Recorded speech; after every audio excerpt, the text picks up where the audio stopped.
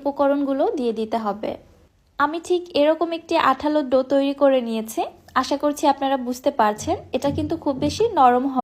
একটি ডিম আর ময়দা দিয়ে মাত্র 10 মিনিটে এত সহজেই যে নাস্তা তৈরি করা যায়, বিকেলে চায়ের আড্ডার নাস্তার জন্য তার কোনো দুশ্চিন্তাই করতে হবে না।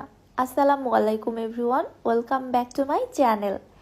বিকেলে চায়ের আড্ডায় এক চুলায় আপনি চা বসিয়ে দিয়ে অন্য চুলায় মাত্র 10 মিনিটে এই নাস্তাটা তৈরি করে নিতে পারবেন।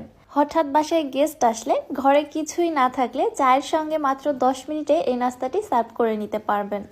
তৈরি করা তো খুবই সহজ আর খেতে আলহামদুলিল্লাহ খুবই বেশি মজার। চলুন রেসিপি দেখে আসি। বিসমিল্লাহ। এখানে একটি মিক্সিং বোলে নিয়ে নিচ্ছি রুম টেম্পারেচারে থাকা একটি ডিম। ডিমটা অবশ্যই রুম টেম্পারেচারে থাকাটা ব্যবহার করবেন। দিয়ে দিচ্ছি 1/3 কাপ চিনি এবং 1/4 টিস্পুন লবণ। এবার একটি হ্যান্ড হুইস্ক দিয়ে সবকিছু খুব ভালোভাবে একসঙ্গে ফেটিয়ে নিচ্ছি। ডিমটা ততক্ষণ পর্যন্ত ফেটিয়ে নিব যতক্ষণ পর্যন্ত না চিনিটা ভালোভাবে মেল্ট হয়ে আসছে। অনবরত এভাবে ফেটেই যেতে হবে। ডিমটা ফেটিয়ে আবার ফোম ক্রিয়েট করার প্রয়োজন নেই, জাস্ট চিনিটা মেল্ট হয়ে আসলেই হয়ে যাবে। আমার এখানে ডিমটা খুব ভালোভাবে ফেটানো হয়ে গিয়েছে, চিনিটা খুব ভালোভাবে মেল্ট হয়ে গিয়েছে।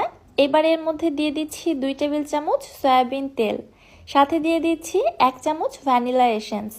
ভ্যানিলা এসেন্স যদি আপনাদের হাতের কাছে না থাকে এখানে লেবুর রসও দিতে পারেন, এছাড়াও এলাচের গুঁড়াটাও দিতে পারেন। আবারও সব কিছু হুইস্ক দিয়ে নেড়ে চেড়ে ভালোভাবে মিক্স করে নিচ্ছি। সবকিছু একসঙ্গে ভালোভাবে মিশিয়ে নেওয়ার পরে ব্যাটারের কনসিস্টেন্সিটা এখন ঠিক এরকম হয়েছে। এবার এর মধ্যে দিয়ে দিচ্ছি আমি 1 কাপ ময়দা। ময়দার পরিবর্তে এখানে আপনারা রুটি খাওয়া সাদা আটাটাও ব্যবহার করতে পারবেন। প্রথমত আমি হুইস্ক দিয়েই ভালোভাবে নেড়েচেড়ে মিশিয়ে নিচ্ছি, পরে হাতের সাহায্যে মিক্স করে নিব। এই পর্যায়ে মিশ্রণটা অনেকটাই নরম আছে, মিশ্রণটাকে আরও একটু টাইট করে তৈরি করতে হবে। এজন্য এখানে আমি আরও একটু ময়দা অ্যাড করে দিচ্ছি, তবে একবারে বেশি দিব না, অল্প অল্প করে দিব এবং একটা আঠালো টাইট মিশ্রণ তৈরি করে নিব। আবার খুব বেশি শক্তও হবে না। আমার এখানে ঠিক এরকম একটা আঠালো মিশ্রণ তৈরি হয়েছে, দেখতে পাচ্ছেন। মিশ্রণটা আরও একটু আঠালো করতে হবে, যার জন্য এখানে কিছু ময়দা অ্যাড করার প্রয়োজন ছিল, তবে আমি এখানে বেকিং পাউডার এবং গুঁড়ো দুধটা অ্যাড করতে ভুলে গিয়েছিলাম, সেটা এ পর্যায়ে অ্যাড করে দিচ্ছি, যার কারণে আর এখানে ময়দা অ্যাড করতে হবে না।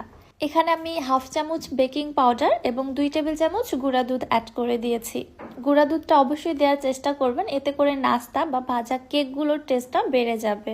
এই উপকরণগুলো আমি এক সাইডে রেখে দিয়েছিলাম, যার কারণে অ্যাড করতে ভুলে গিয়েছিলাম। যখন আপনারা ময়দাটা অ্যাড করে দিবেন ঠিক ওই পর্যায়ে